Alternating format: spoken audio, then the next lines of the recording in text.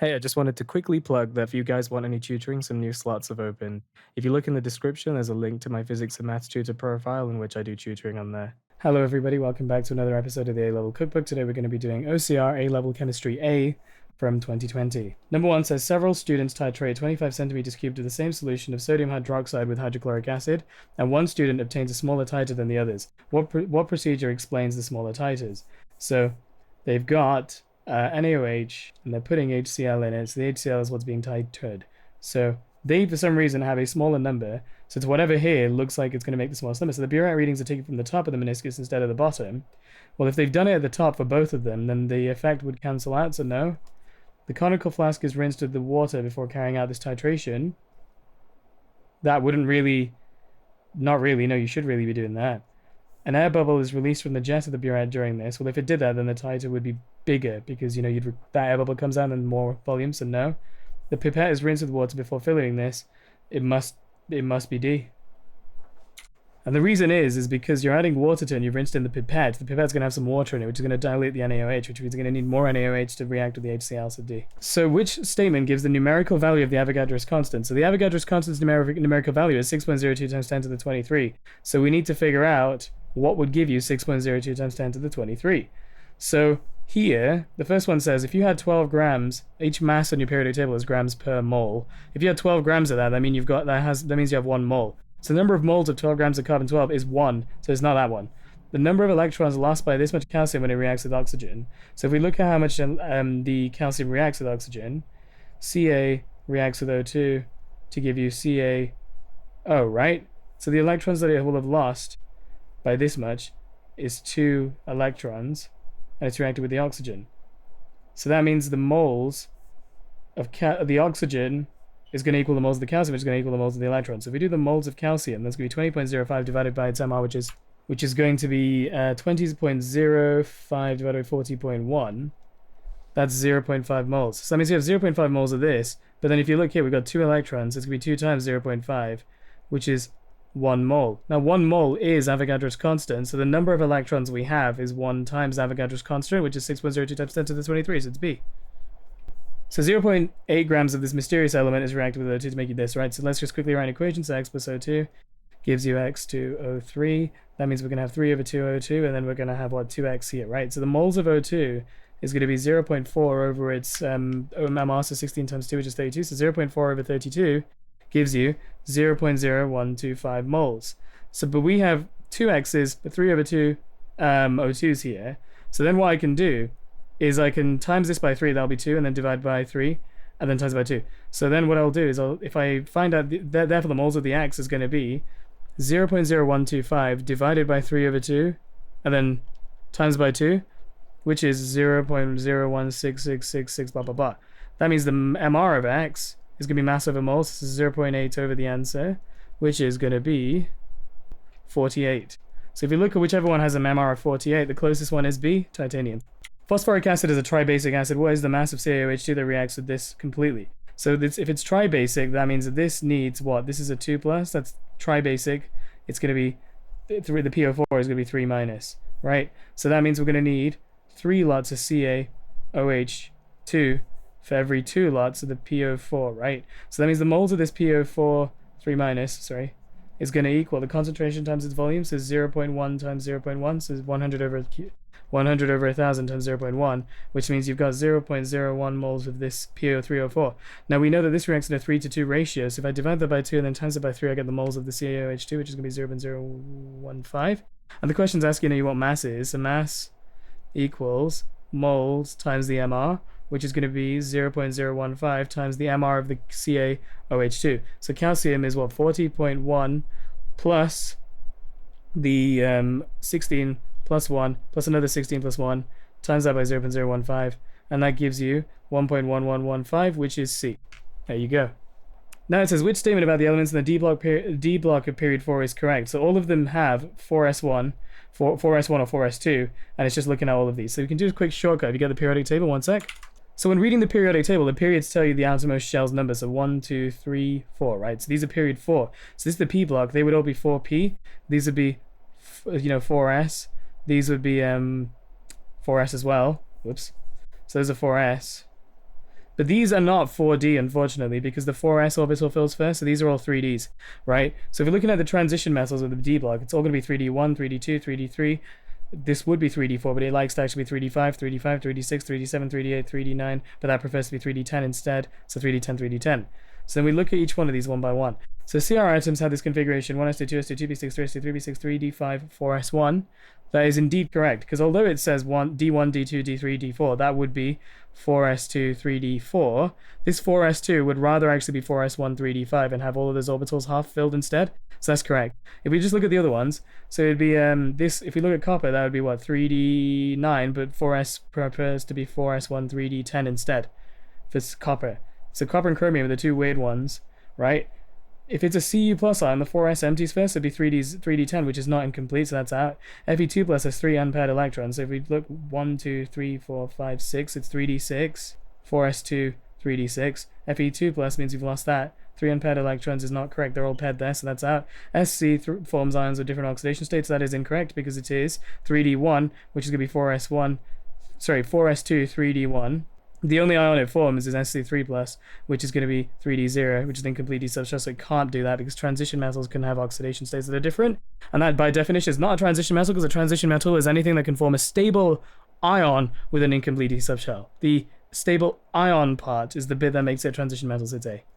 The equation for combustion of this is shown in the equation. The enthalpy of formation is shown in this table. Calculate the enthalpy of combustion, right? So whenever you're doing these, draw the cycle and use the table to like, you know, figure out the rest. But you need to look at what's in the table to decide the cycle. You cannot figure out what's in the cycle just on that alone. If you're doing it like that, you're doing this whole topic wrong, and you're going to get everything wrong, and you just, you know, come on, don't do that.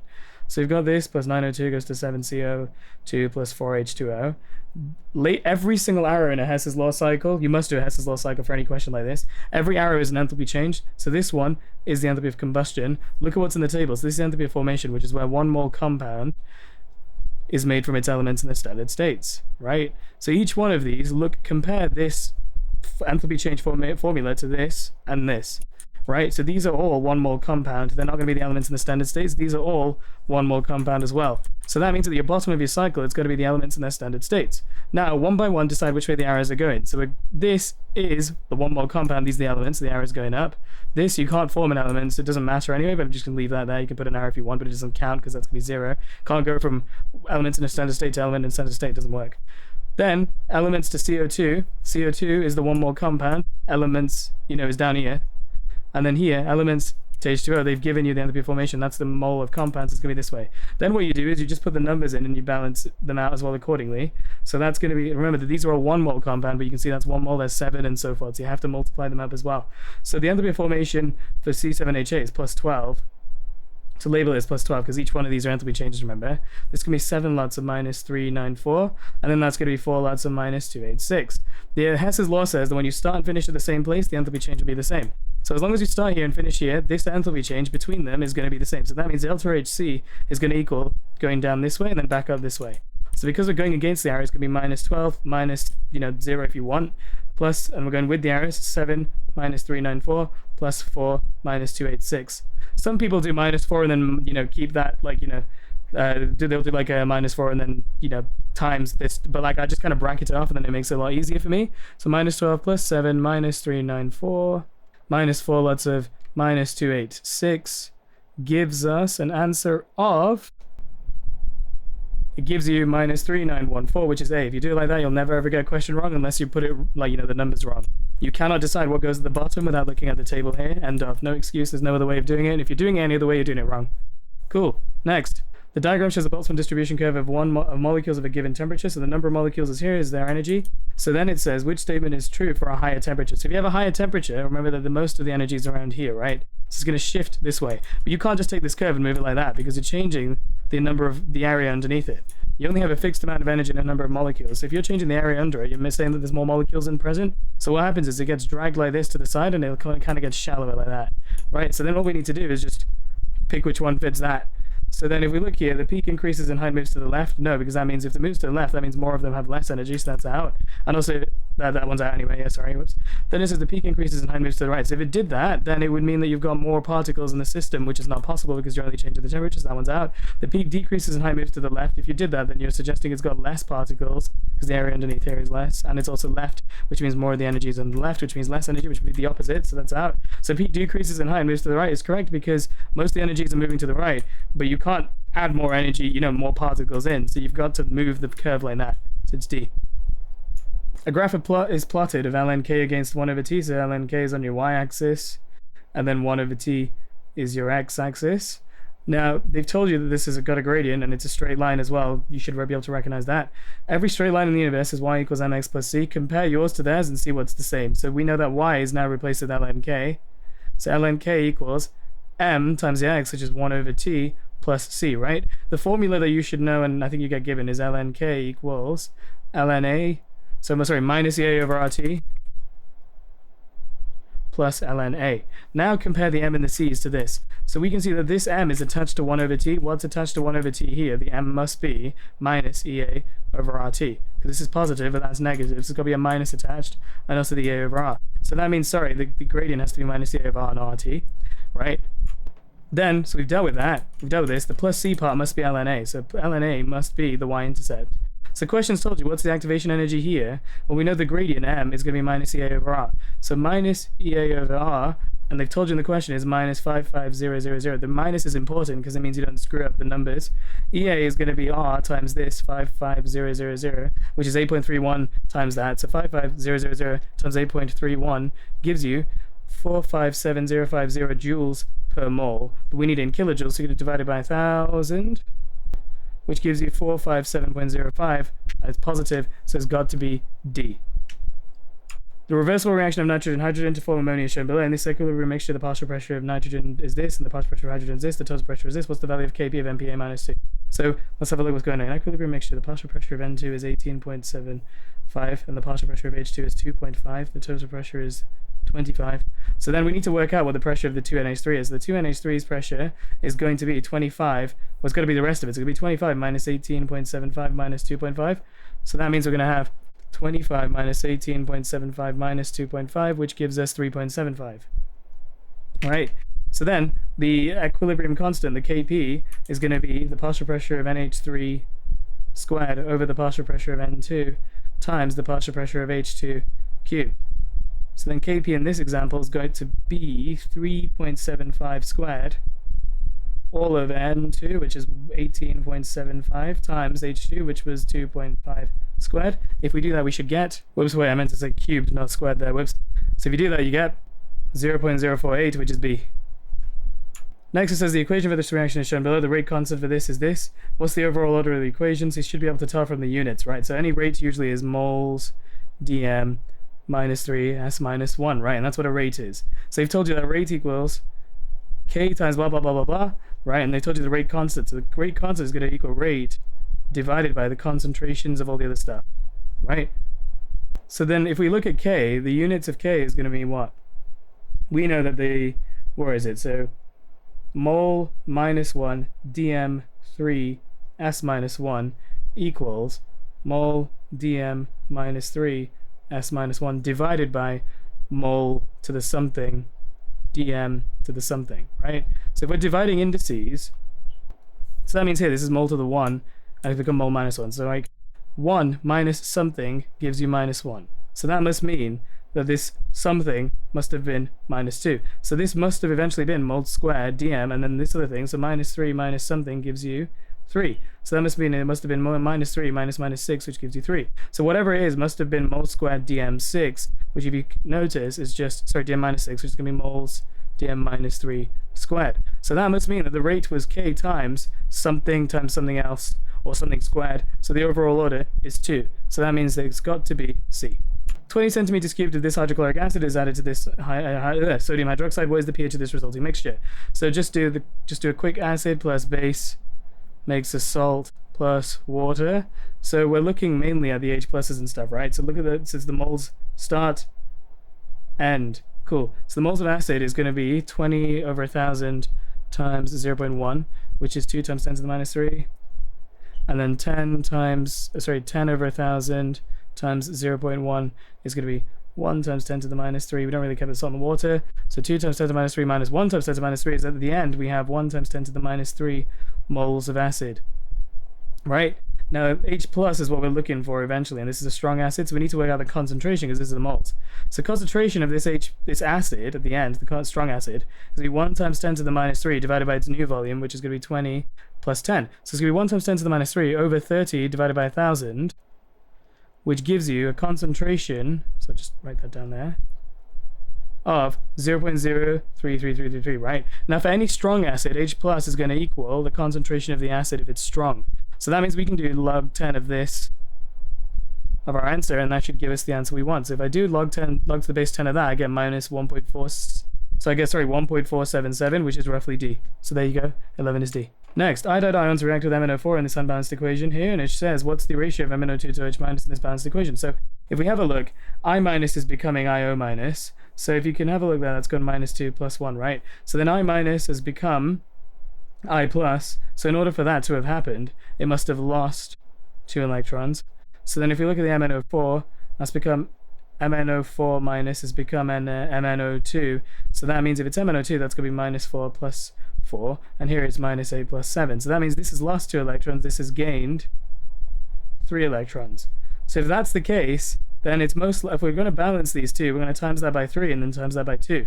So that means we're going to have 3i, 3i, 2, and 2 here, right? So then if we do that, we're still not really done yet, because we know that we've got most likely 2 MnO2s here, and it's asking how many OHs we have. So then our equations now become 3i minus plus 2 MnO4 minus plus some amount of H2O, we don't know yet, goes to 3IO minus plus 2 MnO2 plus some amount of OH minus, right? So let's look at these. We've got at this point, and we don't know how many O's, right? But we can see that we've got OH minus here. This is the only thing with H's on that side, and this is the only thing with H's on this side. So that means we've got 2 OH minuses. So the question is MnO2 to OH minus. It's 2 to 2, which is going to be 1 to 1, so it's got to be C.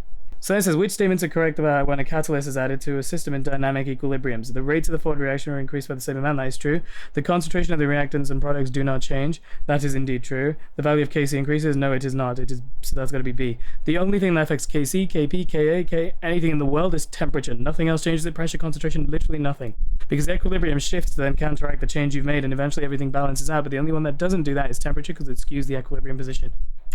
Which of the statements for group 2 elements are correct? So the second ionization energy of magnesium is greater than that of calcium. So if you look at magnesium has fewer shells than calcium. So the outermost electrons in calcium are easier to lose because they're less attracted to the nucleus, which is holding it back. So that is indeed true.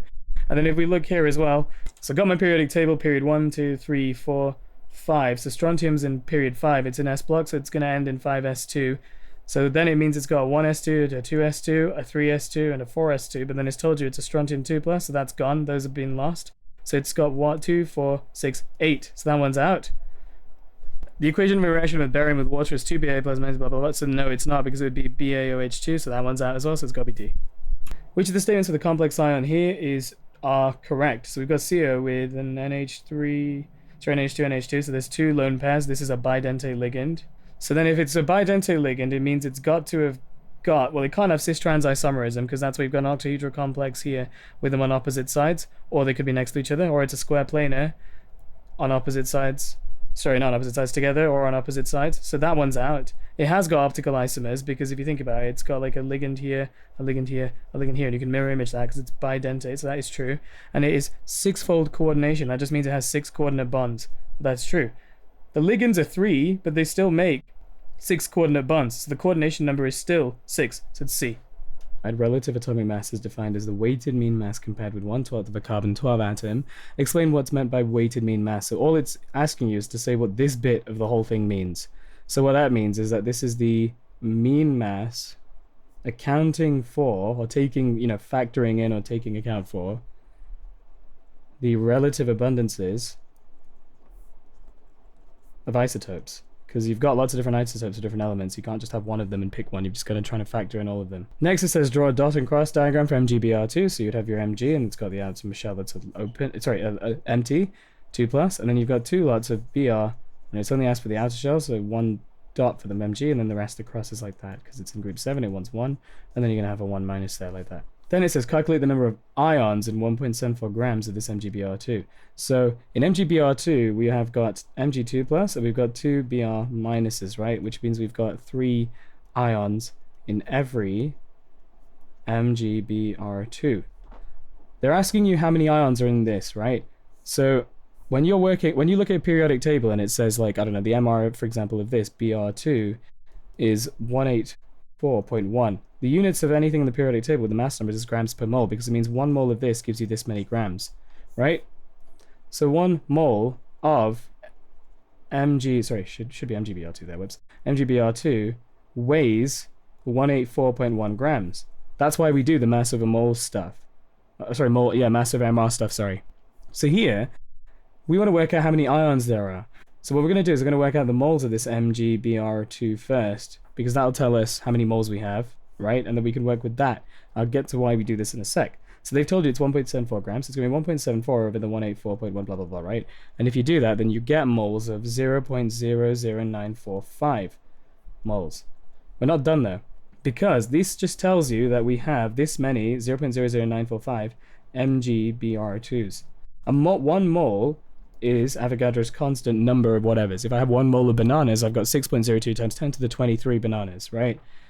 So if we have 0.00945 moles, well, 2 moles would be 2 times Avogadro's constant, so 0.00945 moles would be that times Avogadro's constant to tell us how many ions we have. So if I do 0.00945 times the Avogadro's constant, that will tell us how many MgBr2s we have. But this MgBr2 is made of 3 different moles, right? So we're also going to have to times it by 3, and that'll tell us how many ions are in this. Because if we did it just with this times this, that'll only tell me how many moles of this we have. But we're looking at how many ions are in each of them. If you think about it, every single one of these is 1 Mg and 2 Brs. In total, there's 3, so that's why we times by 3. So if you do that, you end up getting 1.71 times 10 to the 22. So table 16.1 shows physical properties of magnesium, bromine, and magnesium bromide. Whenever you go through these, put a trend in yourself. So this is the highest, this is the lowest, and that's in the middle. And you know, magnesium good because it's good conductor, that's solid, and it's a liquid. Bromine cannot really conduct electricity very well, and then magnesium bromide can only do it when it's liquid. And it says explain these physical properties and use your knowledge of structure and bonding. Do it step by step with each one of them rather than sitting there trying to jump back and forth. You'll miss out marks if you do that. This should be 3 marks. So then if we let's talk about their structures first, and then we can talk about having links to them. Right, so the first one we're looking at is magnesium. If we look at magnesium, it's got a high melting point and it's good at conducting electricity. So we need to talk about why it's got a high melting point as well. So magnesium, its structure is that it is a metallic lattice and it has metallic bonds. And these are positive metal ions surrounded by delocalized electrons. Then structures leading to properties is what I would do. So then we've talked about its structure, then explain why that it has these properties. So here it has the highest melting point, right? Yep, so the highest melting point suggests that you need more energy to overcome its metallic bonds, because that's what you're doing when you're melting them, right? And that's because there's a strong attraction between that delocalized electron and the positive metal ion. So we've talked about why magnesium's got the highest melting point. We talked about its structure. Now we need to talk about why it's good at conducting electricity, both as a solid and liquid. If you do step by step, then you'll never miss anything out. Now, it's a good conductor when solid and liquid. Well, why? Because those delocalized electrons can act as mobile charge carriers. They can move in a circuit and balance out the charge. Circuits require that the charge is balanced throughout and it's always returning and stuff, right? So in these, they can actually directly flow. In ions, it can't. In ions, the electrons don't move. We'll get to that in a sec, though. So now we've talked about this, we talked about this. Next, let's move on to whichever one you fancy. So bromine or magnesium bromide. So I'll do bromine just because it's in order. So look at bromine. What is it? So it's a simple molecule with covalent bonds between atoms. And if we're looking at bromine, right, when you're heating it and you're, boiling it or whatever, you are not breaking the covalent bond, because then otherwise you would just have 2 Br atoms, which is not the same thing. What you're doing is you're breaking the bonds between these molecules here. They're called intermolecular forces. Intermolecular means between molecules, between molecular molecules. So that means it's got intermolecular forces. We need to figure out which ones they are. So there's no differences in electronegativity, and hydrogen's not bonded to NO or F here. So it's got van der Waals or London's forces. So it's got weaker London, or van der Waals, whatever you want to call it, intermolecular forces, which means that less energy is needed to overcome them,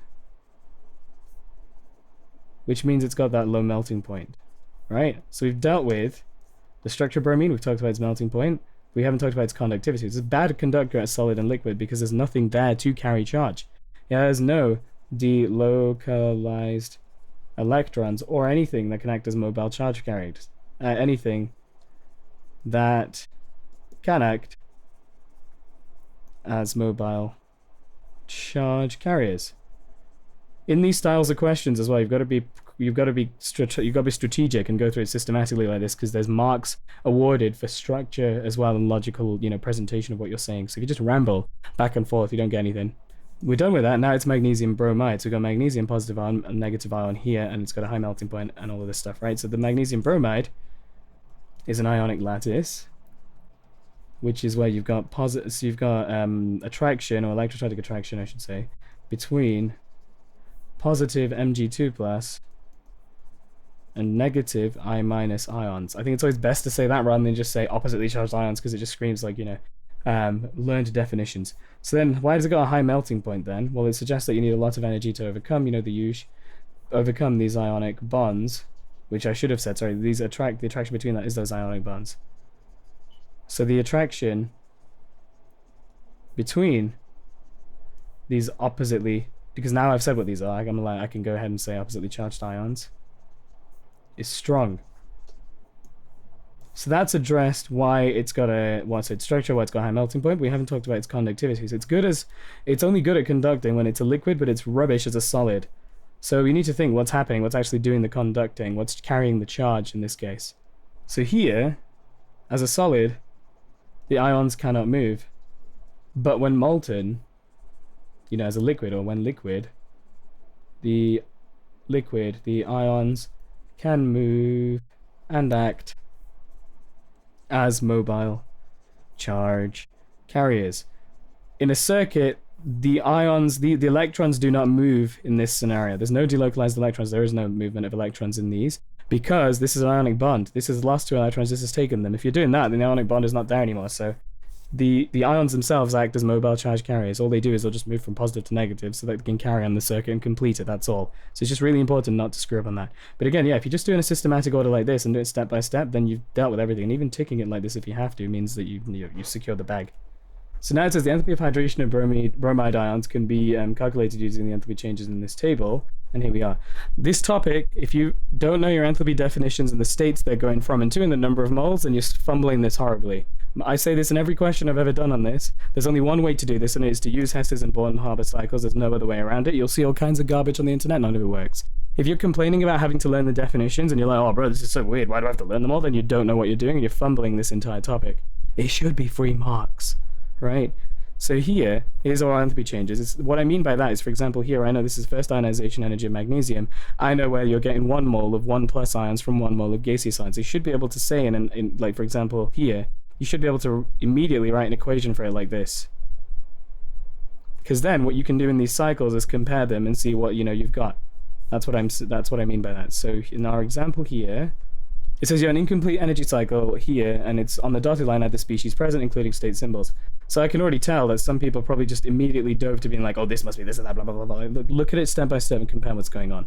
We have Mg plus, and we have Mg2 plus, and we've got Br and 2Br minus. So this step and this step, each Br has gained an electron, so that has to be the electron affinity, but you can see between here and here, magnesium has lost, it's lost another electron. Now these can't go from here to here without an extra electron because there's only one here. So that means that between these 2 steps, what must have happened is the second ionization of magnesium. So it means that we've gone from Mg plus to Mg2 plus, gas plus 2E minus, right? So you'd write the end products of these. Mg2 plus gas plus Br 2Br gas plus 2E minus, like that.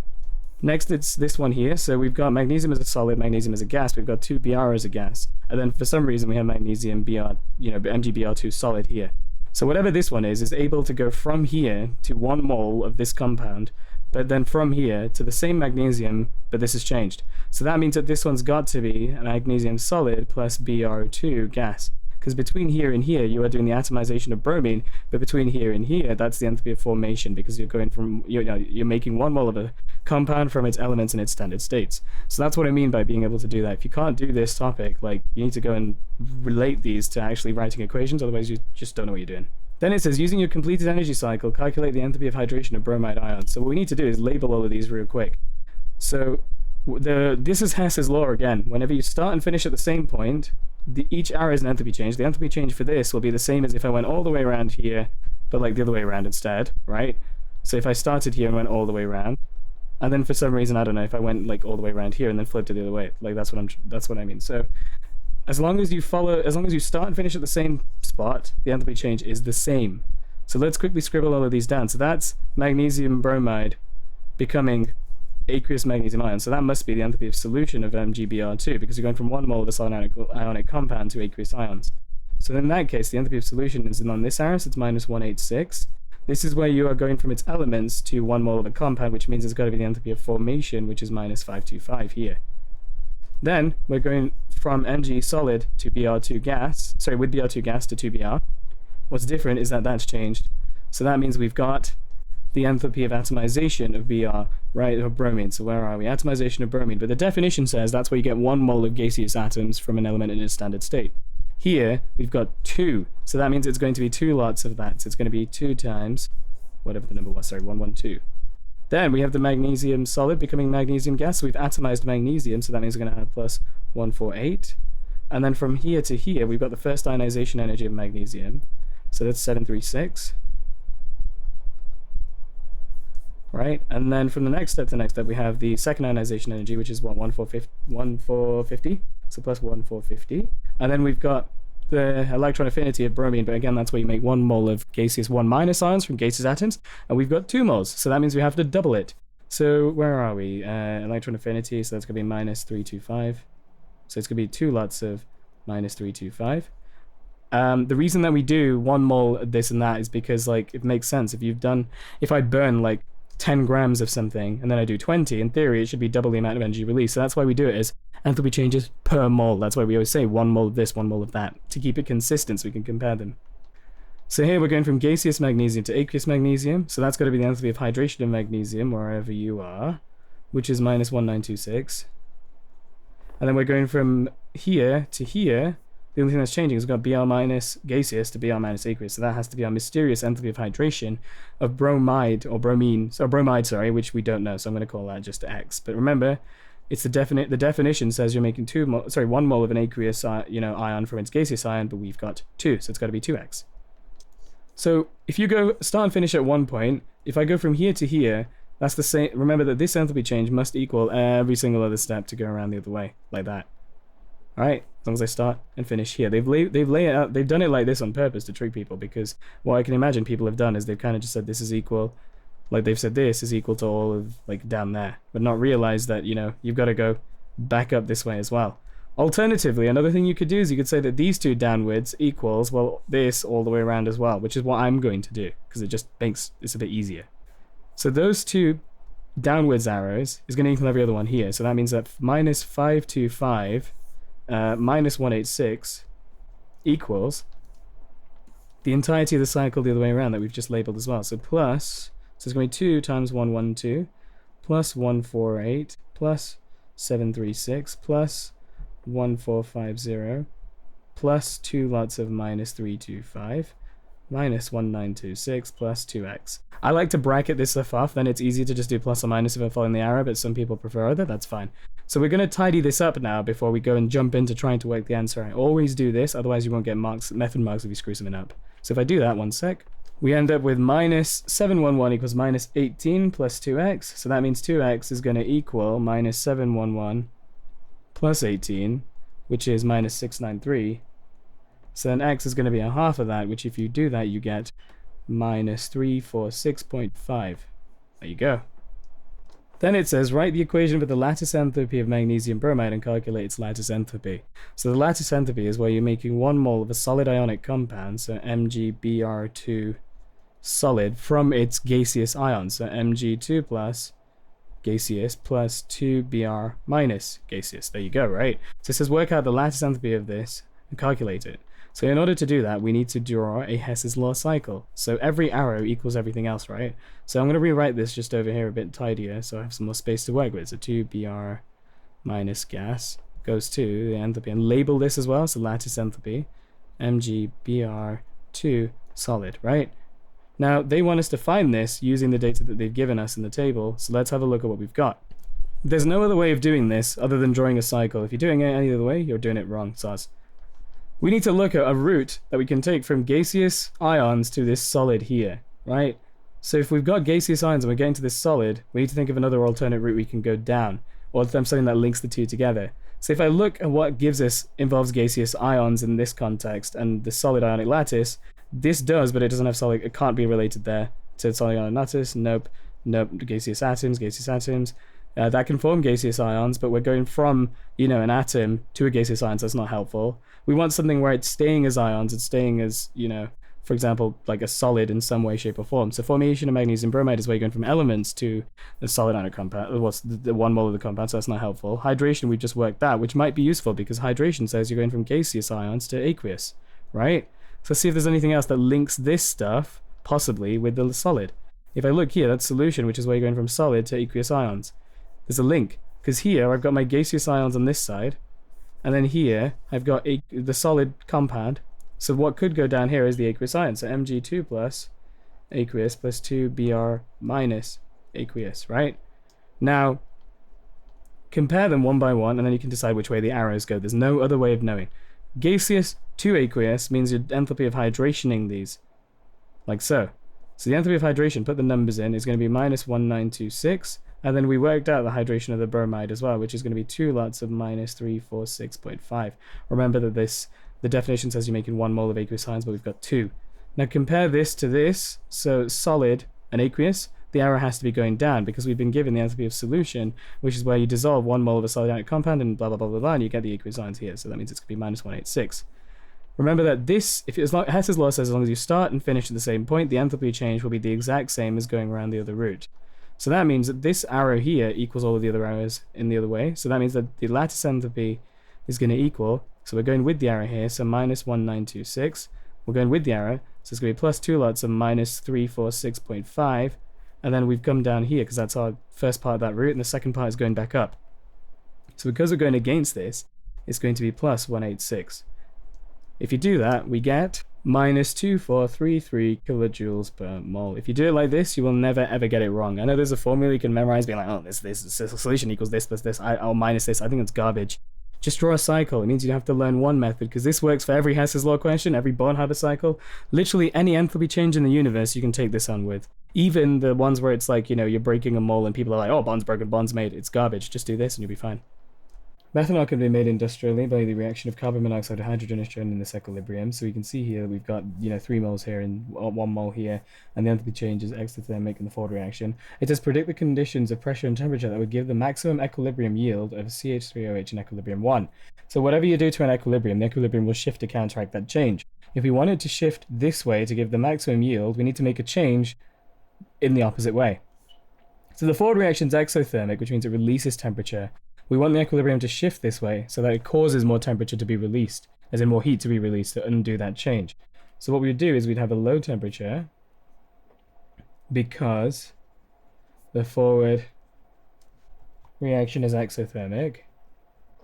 And then you can see here's 3 moles, and then there is 1 mole on this side. So you'd have a high pressure because the left-hand side has more gaseous molecules. Just using LHS because I'm lazy, but you write the whole thing, obviously. So it says here, a catalyst can be used in the production of methanol in equilibrium 1. State 2 ways that the catalyst can help chemical companies make their processes more sustainable and less harmful to the environment. Now here, you could see that the forward reaction is exothermic, but lowering the temperature gives it a really high yield. Now we don't really want to use a very, very low temperature because there's no point in having a perfectly high yield if it takes like 20 years to actually get that, Remember that reactions always depend on a collision and the activation energy as well. If you've got the low temperature, you're now immediately lowering the rate by default. But then we can't up the temperature because the equilibrium will shift that way.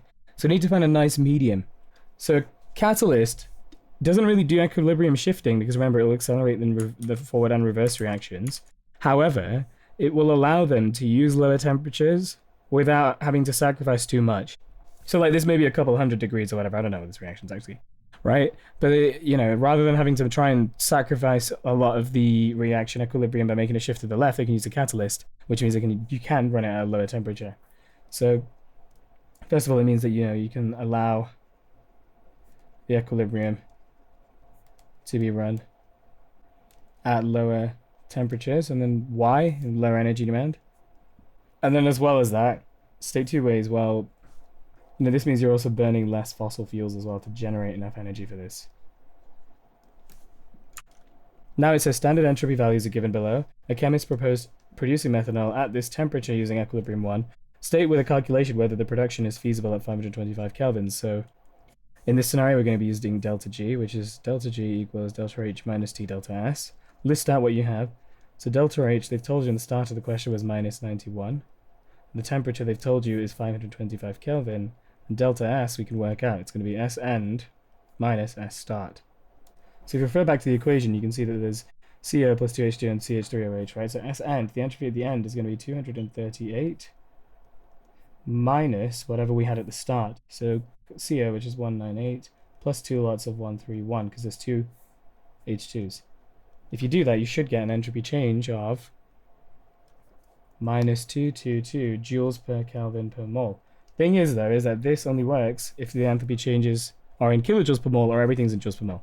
So what I need to do is convert this into kilojoules per Kelvin per mole. So I'm going to divide it by 1,000, which gives you minus 0.222. Next, you slap into the delta G formula. So delta G equals minus 91 minus 525 T times delta S, which is minus 0.222, which if you do that, you should get plus 25.55, roughly 25.6. So remember to put the plus there as well in kilojoules per mole. So then it says, explain with the calculation whether this is feasible. It's not feasible because delta G is greater than 0. At 298 Kelvin, the free energy change delta G for the production of methanol in that equilibrium is this. The delta G is linked to the Kc by this equation here, and they've told you R and T is these two things. Calculate Kp for the equilibrium at 298 Kelvin, give your answer to 3 significant figures. So they've given us, work with what the question's given you. It's given you this equation. Let's rearrange it. So delta G equals minus RT ln Kp. If we divide both sides by RT, we'll get delta G over minus RT. We can bring the minus down as well with that. We'll give you ln Kp, right? So then if I move over here, let's work out what ln Kp actually is. So that's going to be delta G, which is, where is it? The delta minus 2.48 times 10 to the 4. But you can see it says it in joules per mole, which is ideal because remember that this gas constant needs it to work in base units, so that's fine. Over R, which is 8.31, times the temperature, which is 298 Kelvin. If you do that, you get 10.01. Now, this is ln Kp, we need Kp. Now, in the same way that, for example, pH is negative log to the base 10 of your H+, and H+ is 10 to the minus, your pH, to undo a log, all you do is the base to the power of whatever that result was. ln is the same as saying log to the base e. So if I have an ln of like x being 10, then x would equal e to the 10. To undo it would be log, the base, which is e, 10. So here we've got 10.01. That means Kp is going to equal e to the 10.01, which is 2.225 times 10 to the 3, right? But they want it to 3 significant figures, so that's roughly 2.23 times 10 to the 3. Now to work out the units of Kp, we've got to write a quick expression for it. So the Kp is of this equation, is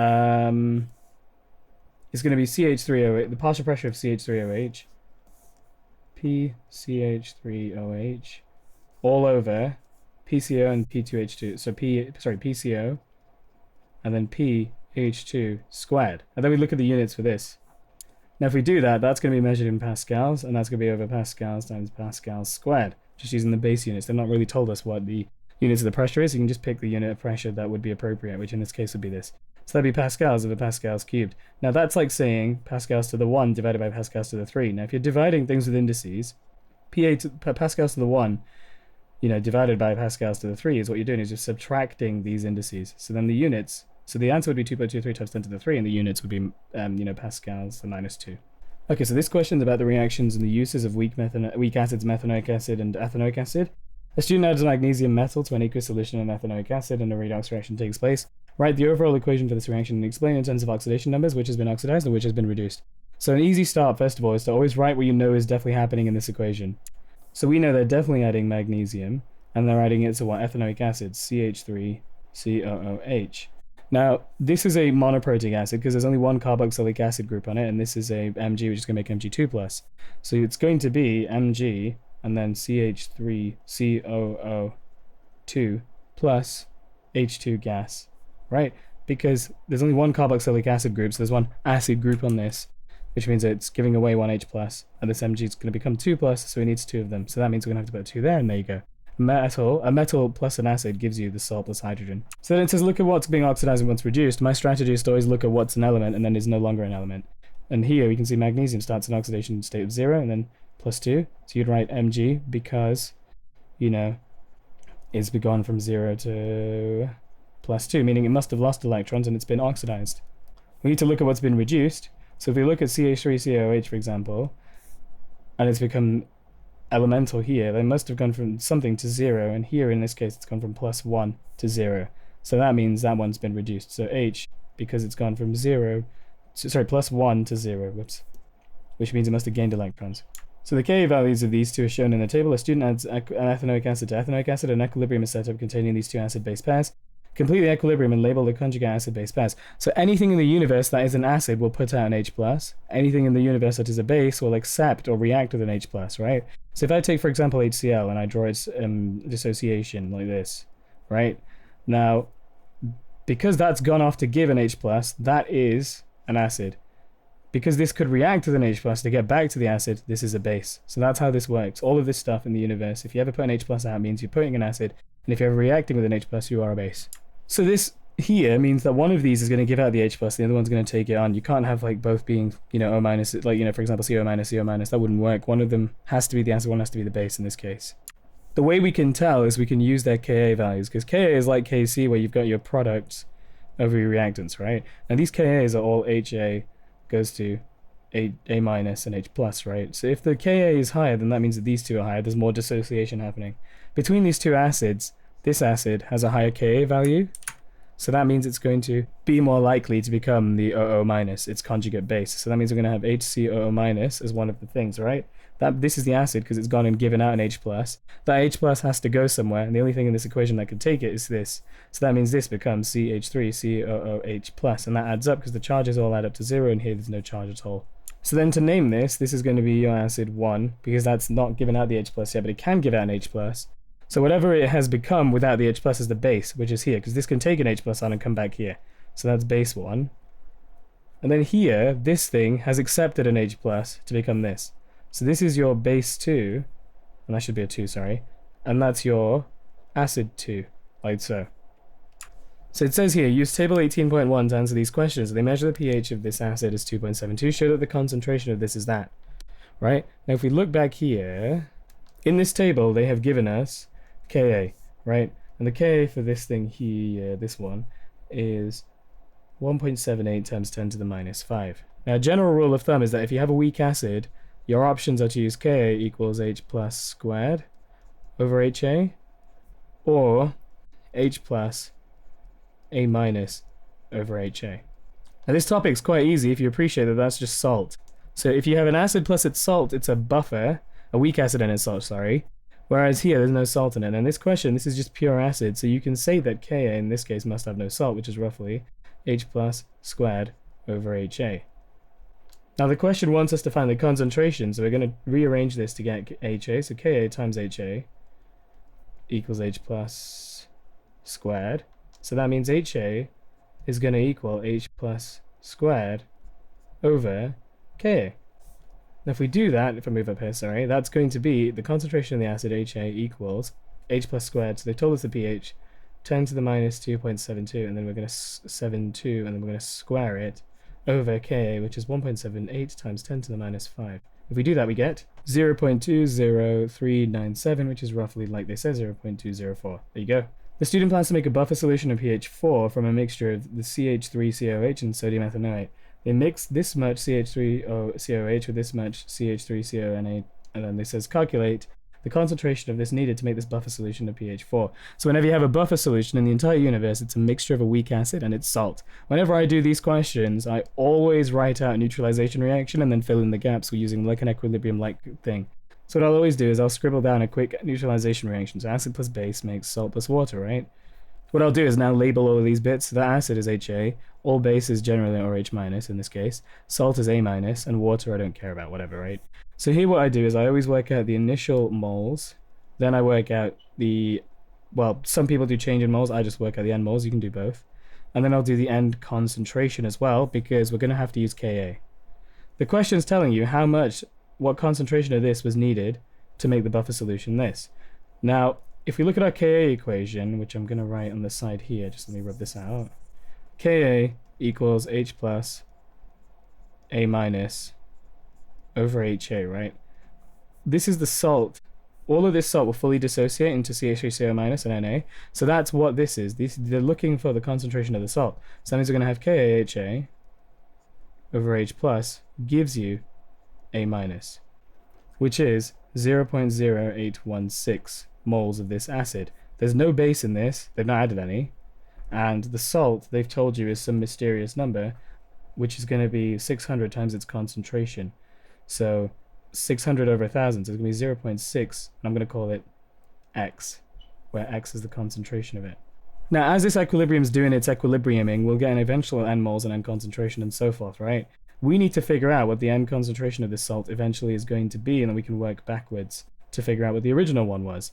So if we look at this KH plus A minus business, and we're using this acid, then we can work out what A minus at this equilibrium buffer part is. We can do that by doing Ka, which is 1.78 times 10 to the minus 5 times the concentration of the acid that at equilibrium, which is... So if we rearrange this Ka equation, we'll get Ka times HA over H plus will give you your A minus. So if we fill that in, it'll be A minus equals 1.78 times 10 to the minus 5 times the concentration of HA, which is this over its new concentration, remember, new volume, so it's going to be 0.0816 divided by its new volume, which is going to be what? So 400, so that's going to be 1 decimeter cubed, or 1,000 divided by 1,000, right? Because I'm working out this concentration of this acid, Ka times HA, over H plus, which is the pH of the solution that they told us, which is 10 to the minus 4. If I do that, my A minus in the buffer is going to be 1.45 times 10 to the minus 2, right? That's the concentration of A minus at this buffer point at the end, or when the buffer's been set up. So that means if we try and work out the moles of the A minus, it's going to be that 1.45 times 10 to the minus 2 times 1, because it's in a 1 decimeter cube solution because they've added 400 to 600. So that means the A minus at the start, at the end, was 1.45 times 10 to the minus 2. So then we know that the mixture that they'd used was 0.6 of this. So 0.6 times, so remember that N equals CV, right? So initial moles would have been N. The initial moles would, this thing here would have equaled its concentration times its volume, which is that concentration there, and the volume, the other way around, that's the volume there, that's the concentration. We now have its moles. So the concentration of the original thing that provided this N, A minus, must have been, so concentration equals N over V, which is going to be 1.45 times 10 to the minus 2, divided by, and then the volume that it originally came from, which was what, 600? So 600 over 1,000, because we're going to change it into moles per decimeter cubed. If we do that, we get 2.42 times 10 to the minus 2 mole dm minus 3. There we go. So now it says standard electrode potentials for 4 redox systems are given below. Student sets a standard cell using redox systems 3 and 4. Draw a labeled diagram to show how this cell could be used to measure its standard cell potential at 298 Kelvin. So what we're going to do is we're going to draw the equipment. So first of all, we need nice 2 beakers. We need a solution, and let's have a look. So we're switching between aqueous to Ag solid, and then magnesium, manganese, blah, blah, blah, blah, blah, aqueous. So because these are in the same phase, there's no thing that can act as an electrode, whereas here we can have a silver electrode. However, here there is nothing to act as the electrode, so we're going to have to use platinum. So on this side I'm going to draw Ag solid as my electrode, And then here I'm going to use platinum as my electrode, because that's what will allow the oxidation and the reduction to happen on its surface, because we're switching between two things that are in the same phase. And because platinum's inert, it's appropriate to use in that sense. Now if we look at the Ag one, we need to have an Ag plus, and it's got a solution of 1 mole per decimeter cubed. And then here we need to have MnO4 minus aqueous, Mn2 plus aqueous, NH plus aqueous, like acidic, and it all needs to be 1 mole decimeter cubed. Now, we actually need to measure what's going on here, so we're going to put a wire, and we are going to put a voltmeter here, and then we're going to put this here like that. But this circuit will not work, because all it's implying is that charge would either, whichever way it goes one to the other. But like circuits need to be a complete loop of charge flow. Now for this reason, what we do is we add a salt bridge like this. The salt bridge completes the circuit, because then it means that the electrons can flow from here to here, and then these ions can move across and transfer charge from one side to the next. They don't actually move across physically and stuff like that, it's just, and the electrons don't physically move across, it just allows for flow of charge, which then continues the circuit. A student warms a mixture of this methanol and acidified potassium manganate, and they see gas bubbles. Explain this observation in terms of electrode potentials and equilibrium, and then give overall equations in your answers. So you need to think about something that links this, and also gas. So if I look in our table here, we've got our potassium manganate stuff in this one here, but I don't see any gases. Whatever, fine. Let's look at what's linking the methanol then, which is here. The only equation with methanol in it is this, but I still don't see any gases happening here. Let's have a look-see what's going on then. Now the questions told you that the students mix these two together, so we've definitely got these systems going on. This one's the more negative one, so that one's being oxidized. That's the more positive, so that's being reduced. But I still don't see anything to do with gas. So look at the other options and see what else might be going on, because one of these other ones might participate. Here, I can see the CO2 gas, that's the only one that has a gas in it. So maybe something's going on here, in my mind. If I look here, if that's being oxidized, we're going that way, right? Because the electrons are being put out from this to there. If we do that, we can see we're making HCOOH, which also appears here. If HCOOH's redox equilibrium goes this way, then we make CO2 gas. So what might be happening is that we're making this, and then this turns into this, like that. And that makes sense, because what they've done is they mix this with this, but now because it's gone this way, it's actually made this, and now we have an extra mixture of that, so that's also being oxidized because that's more negative compared to this. And that's exactly what the question wants you to talk about.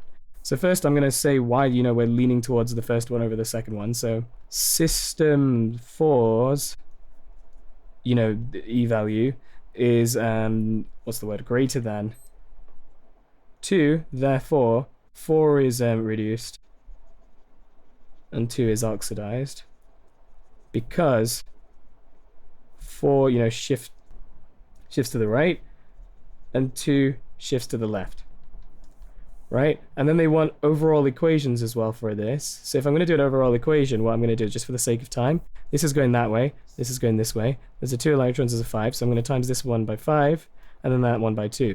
So just to cut the time down, I'm just going to quickly do it myself rapidly here. So this sets up an overall equilibrium of 2MnO4 minus plus 5HCHO plus 6H plus, because you got to cancel all the other ones out, 2Mn2 plus 5HCOOH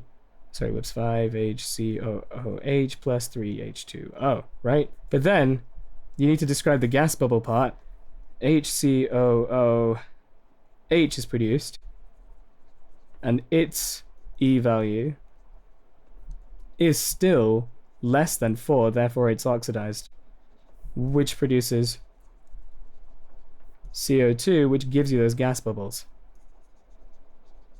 So in that case, the overall equation for this would be, so again, here we've got 2 electrons, 5, so we're going to times the top one by 5 and the bottom one by 2, so then we end up getting 2MnO4 minus plus 5HCOOH plus 6H plus goes to 2Mn2 plus 5CO2 plus 8H2O.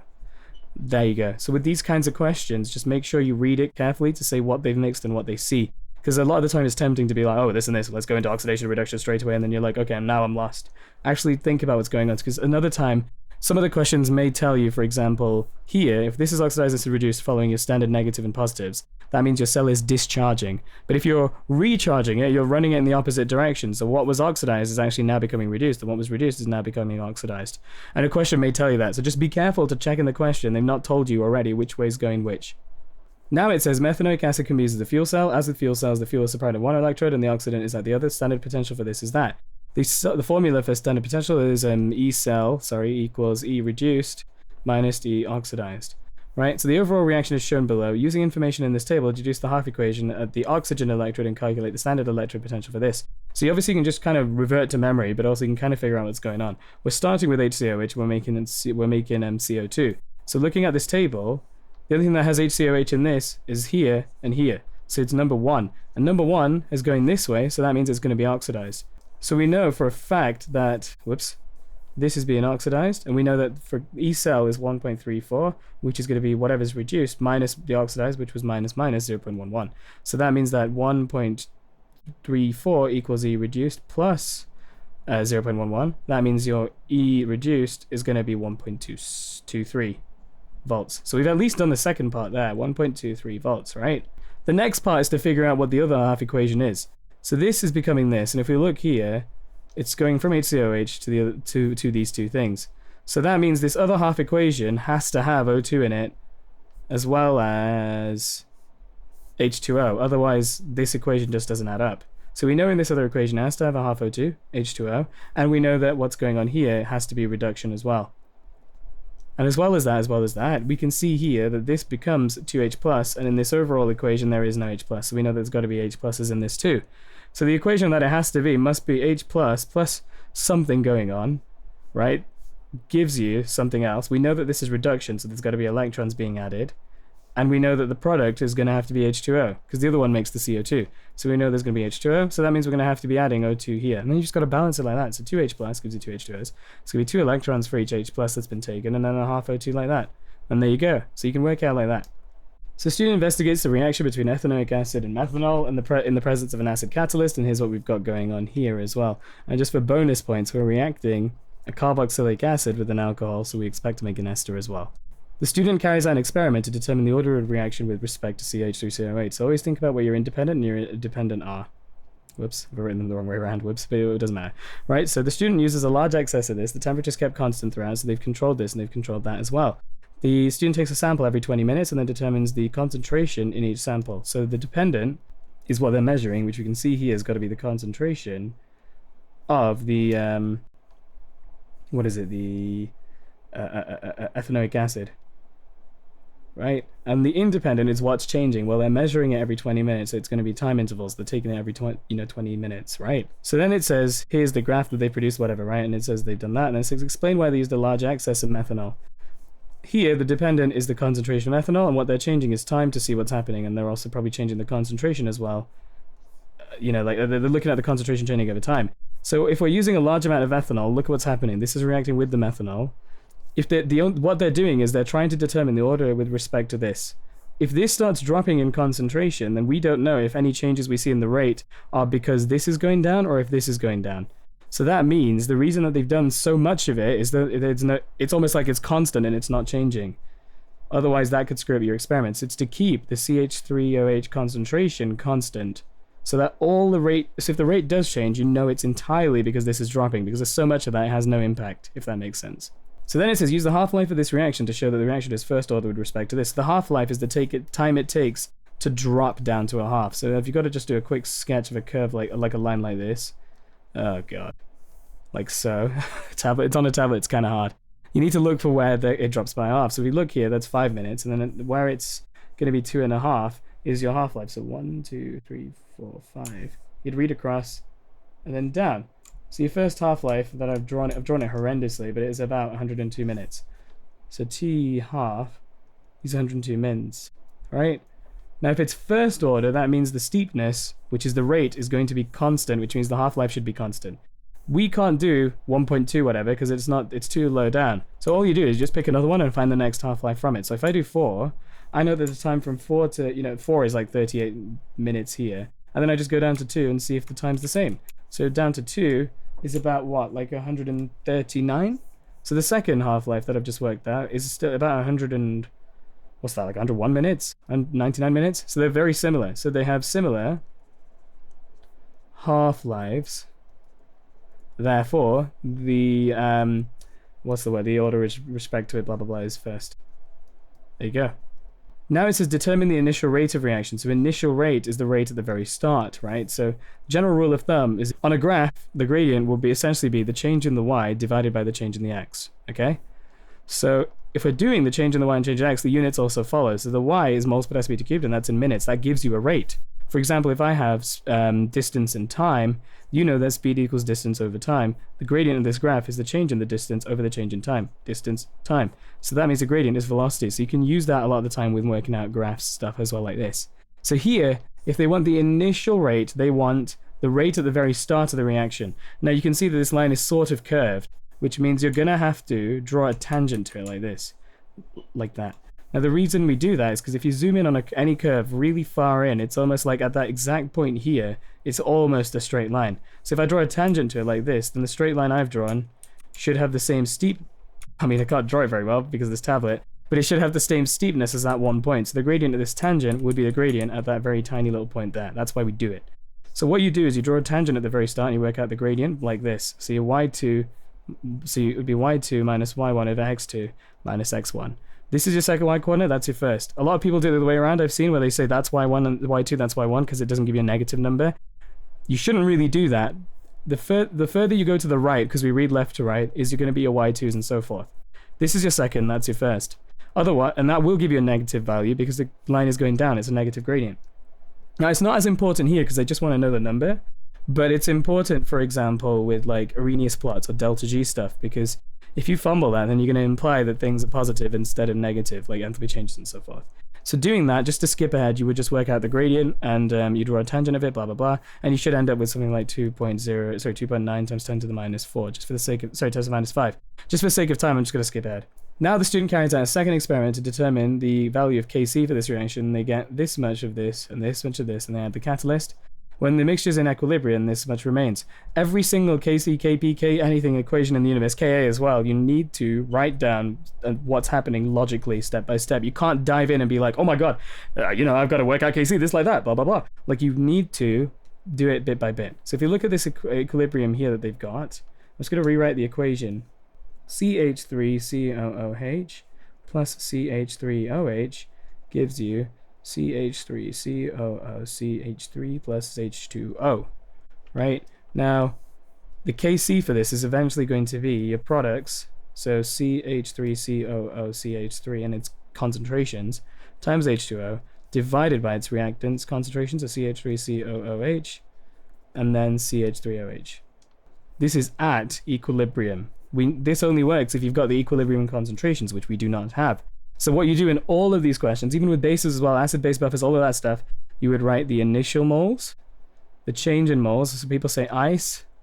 I don't really do the change one. I kind of just do it myself, but like I'm going to do it here for the sake of consistency. And then the end moles, or equilibrium, depending on what the scenario is. And then end or equilibrium concentrations, right? So here, they've told you initially they've mixed this much with this. So we can work out the moles of this and this by doing 12 over its MR for this one.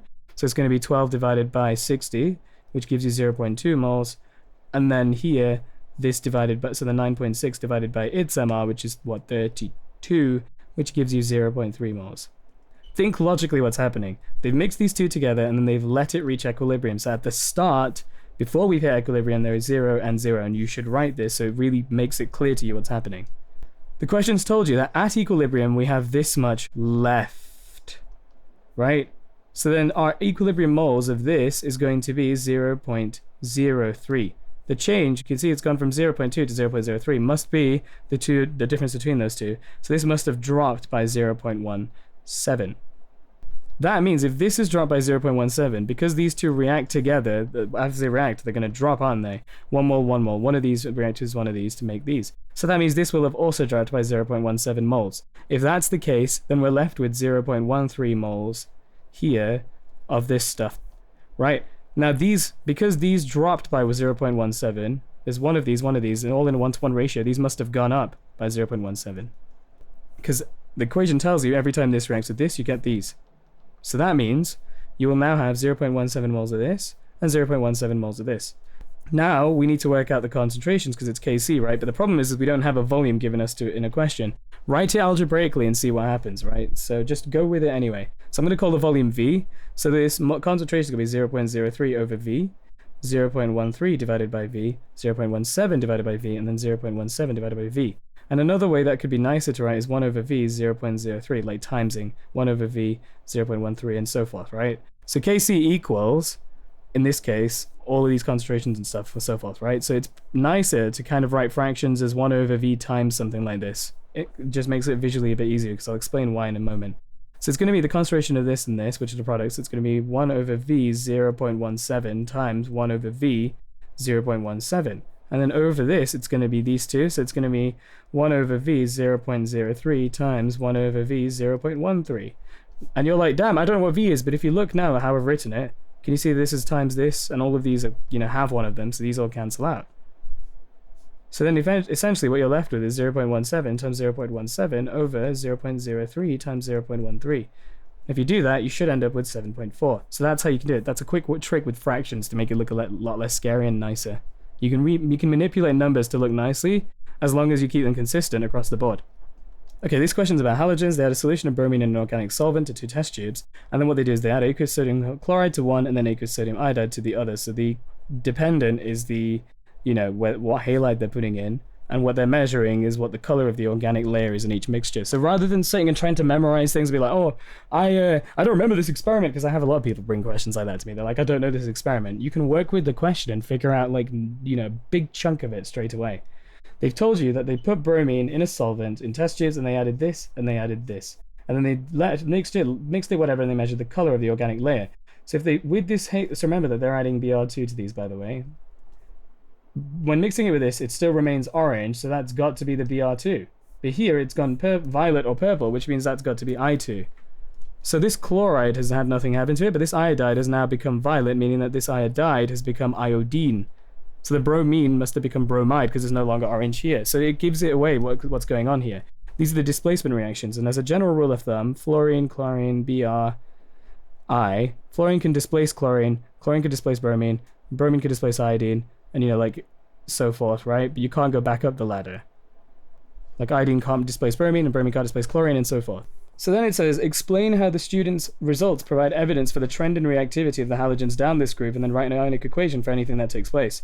So you could just sit and memorize the answer, or you can just have a look and think about what's going on. Compare them one by one. We're doing chloride versus iodide and how reactive they are in comparison to each other. That's all it is. So first of all, let's interpret the results. The orange color means no reaction with NaCl. But purple means, like the iodide has been displaced. It's been swapped for. And I2 has been made.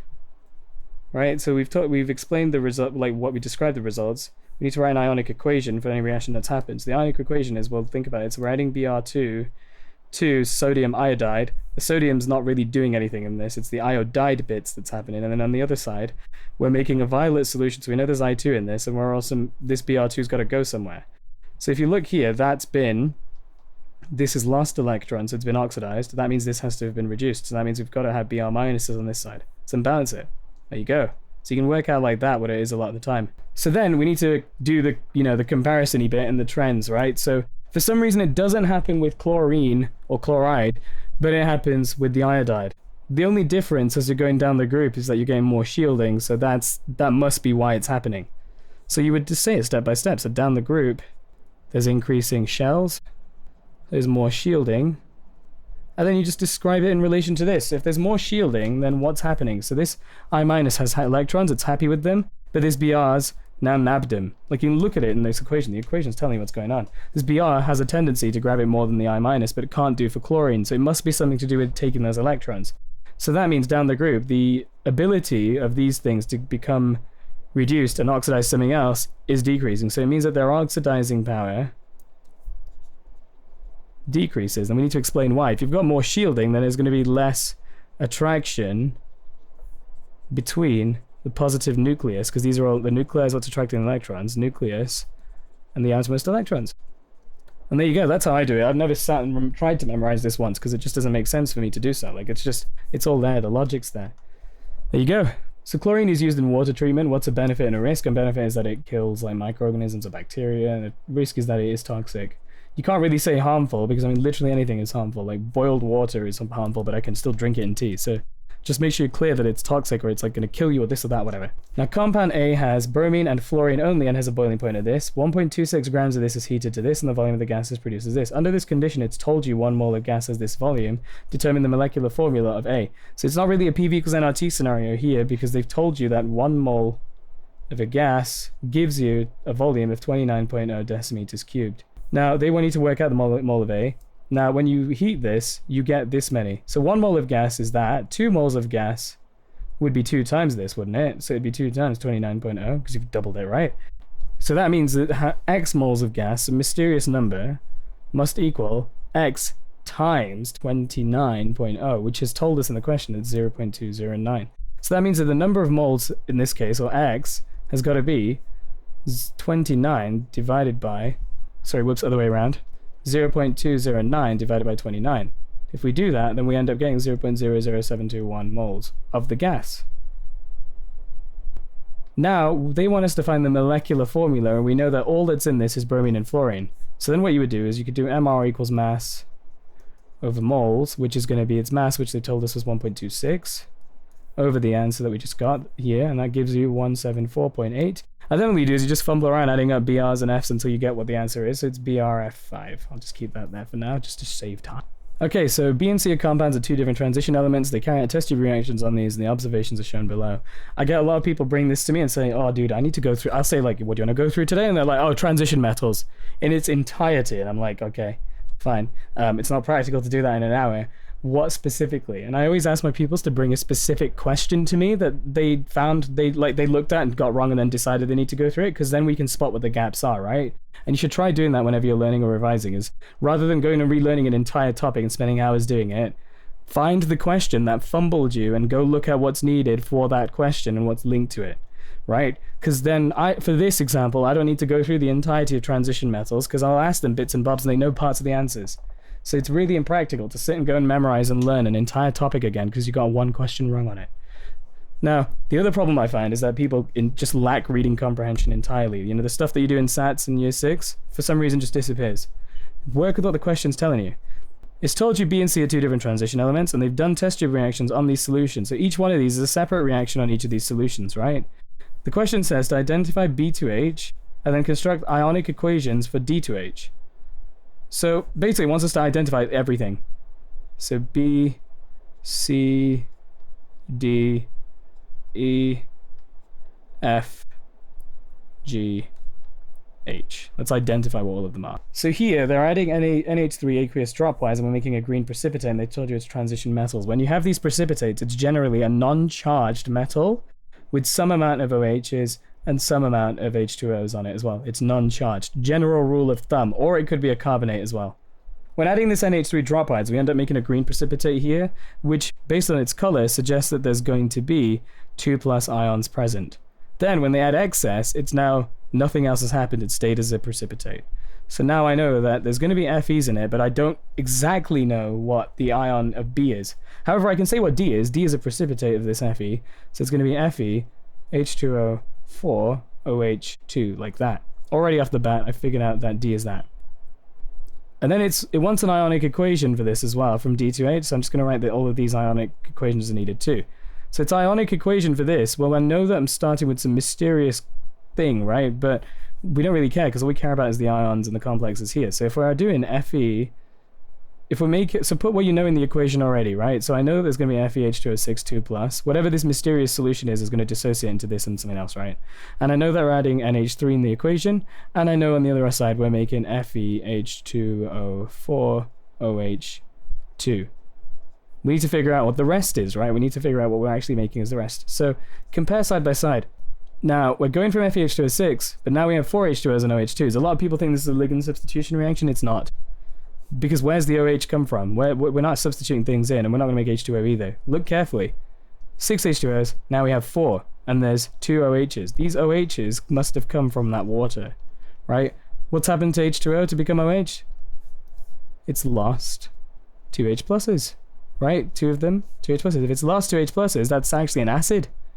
Any acid in the universe is a proton donor, which means it loses H pluses. Anything that accepts H pluses is a base. So those H pluses have to go somewhere, and lo and behold, you've got NH3, which is a base. So the other thing here has got to be NH4 plus.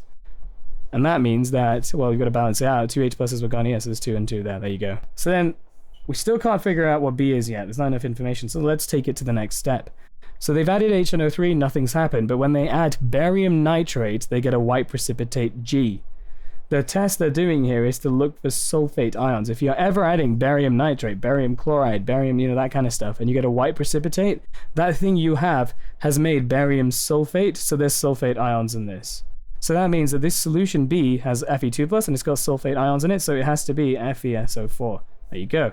Now, they also want the ionic equation for this. So the ionic equation is the ions that are actually doing it to make this thing. So again, write the equation with what you know is coming up. I know we are making BaSO4 solid, right? So therefore, Ba's got to be reacting in this. 2+ is an aqueous, and then SO4, 2- aqueous. There you go. Cool. And then if we look, we're adding HNO3 and no change, nothing's happening. The reason they're adding HNO3 here is to make sure that there's no precipitate forming, to make sure there's no carbonates, which could falsely suggest that sulfates are here. That's why it's there. And the same for this as well. It could add carbonates, which can make it precipitate to falsely suggest things are happening there. So we've done this, and we've done that. We've identified all of this stuff. Let's move on to this next one. So when you're adding NH3 dropwise, you get this gray-green precipitate, and then if you go further, it becomes purple solution. Based on those colors and stuff, it's got to be that this solution here has Cr3+. Unfortunately, that's just kind of a memory thing with that, right? So then the gray-green precipitate is going to be Cr H2O3 OH3, because remember, we know it's going to be a hydroxide precipitate, and the equation is going to be Cr H2O6 3+, and they're adding NH3 plus the NH3 gives you, I'm going to rewrite it, just going to move, actually no, we could fit this, CrH2O3 OH3, right?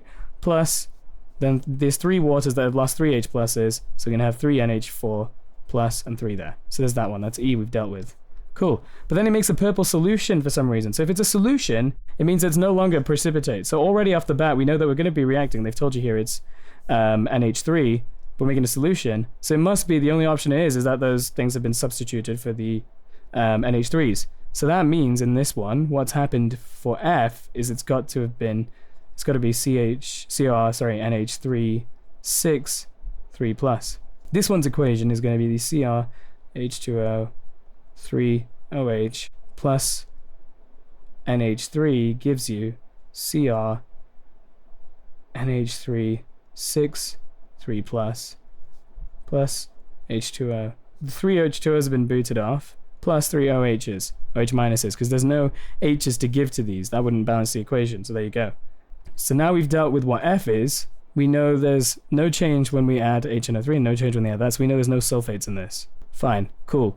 But then it says there's no change with this, but then when you add AgNO3, we get a white precipitate H. A white precipitate with silver has to be AgCl. So the ionic equation, you know you're going to make AgCl solid. The ions that must be reacting to do that is Ag plus aqueous and Cl minus aqueous. And therefore, C must have Cl3, and it also has to have Cl minuses in it, so it's got to be CrCl3. And there you go. So if you work through it systematically like that, you'll never fumble the bag. And again, that didn't require heavy amounts of transition metal knowledge either. Now it says a compound in nickel J has this formula here, and it contains SCN minus ions and NH3 ligands, and the percentage by mass of these is shown, and then find out what X and Y is here. So starting off by working out its empirical formula, NiS and then N, we know that 16.26, and we know 35.56, we know 31.0. Divided by their ARs in this case, so it's going to be over 58.7, over 32.1, and then 14, right? Then we're going to end up with 0.277, sorry, 1.10, and then 2.21. Divide by the smallest number, and you end up with 1 to 4 to 8, right? Cool. They're saying find out what X is. Well, we know that we've got 4 S's here, and this is SCNX. There's no S's anywhere else. So that means that X has to be 4, because all 4 of them are there. So that's that, cool. But when it's Y's, the unfortunate thing is that there's some number of NH3s. So we need to look at all the N's together. We know in total, there's got to be 8 N's. There's 2 N's in this part here, so 2 have been used up there.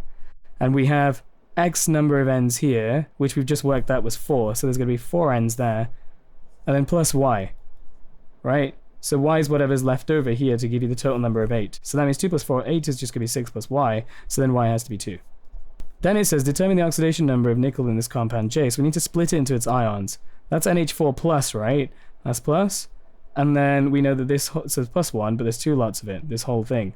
So this means that this whole complex has got to be minus 2. Alright. Now we've just worked out that this X is 4, and they've told you that this is SCN minus. So then we've got minus 4 over all of this. This is uncharged, so that has to be plus 2 to give you an overall of minus 2. There you go. Now if you watched my other videos, you probably heard me rant about this, and I'm going to do it again. There's only one way to do these, and it's to not follow a routine. I don't care who's told you what your teacher said, this and that, that's garbage. I think it's utter rubbish. Because this is all about reading comprehension and just logical thinking and step-by-stepping it. If you can't do that, you don't know what you're doing. And if you just calculate moles blindly, I mean, if you're utterly stuck, work out moles blindly, fine, you can get marks for that, right? But like, if you're going to try and go for the, the home run, you need to think of it step by step and be able to justify why you're doing the next step while you're revising. If you can, then you know what you're doing. If you can't, you don't.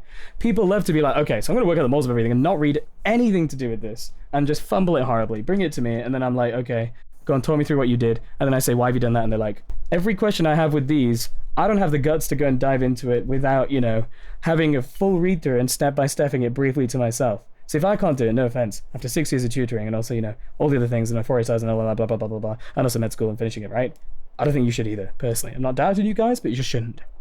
So here, let's do that. Sodium sulfite is used as a preservative in some foods. Food safety legislations allow a maximum of 850 milligrams of this stuff in burger meat.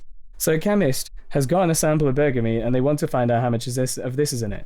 So they got 5 to 5 grams of this meat, and then what they did is they took out the Na2SO3, and inside it, the ions that they're interested in is this, right? They then made it up to 250 centimeters cubed of this stuff. Cool.